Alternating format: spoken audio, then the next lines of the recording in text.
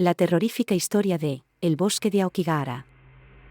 También conocido como el Bosque de los Suicidios, un lugar enigmático al pie del monte Fuji en Japón. Según las leyendas, el bosque está poseído por antiguos espíritus y almas perdidas, creando una energía oscura que envuelve a aquellos que se aventuran entre sus árboles centenarios.